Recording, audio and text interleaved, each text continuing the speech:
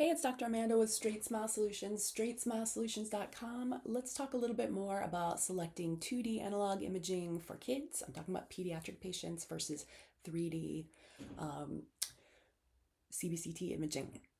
So sometimes if you're getting into ortho, you got to really think about what works best for your clientele. If you're having an all pediatric clientele, I don't know.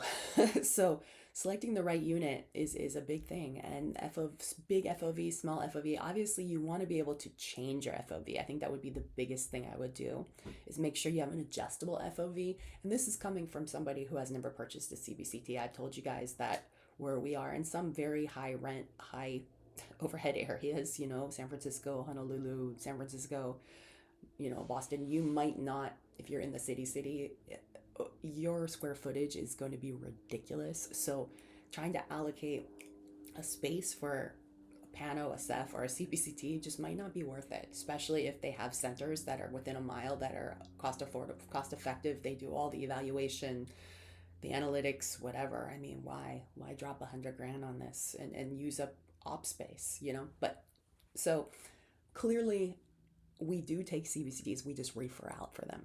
But for that reason, we are very careful about picking who gets them and who doesn't, which works for us. But a lot of people are just freaking taking them on everyone. And this drives me nuts when I see people freaking them, taking them on screening for every kid that's out there, 4, 5, 6. No, don't do that. I think that's just so wrong. Screening? No.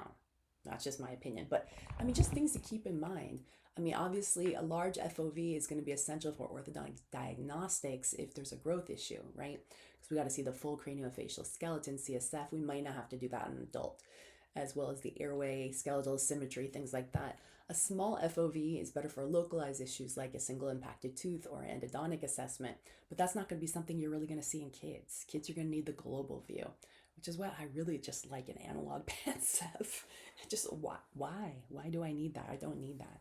But in any case, remember, keep in mind, kids are way more sensitive to ionizing radiation than adults because their tissues are growing. I don't know that there's a ton of studies that shows that this is safe. Taking CBCTs on kids, I'm just saying, would I do it on my kid? Heck no. Would I put it in my office? Heck no. So I'm just saying. Definitely pick a unit with an adjustable FOV and a low-dose pediatric protocol. And I don't know what a low-dose pediatric protocol is, but as I'm doing my research, I'm reading this. So I think if you're a pediatric dentist and you're thinking about doing this, you need to do a little research. I'm assuming if you go to AAPD, which I might go to in Vegas this year, trying to see if I can get a speaking opportunity.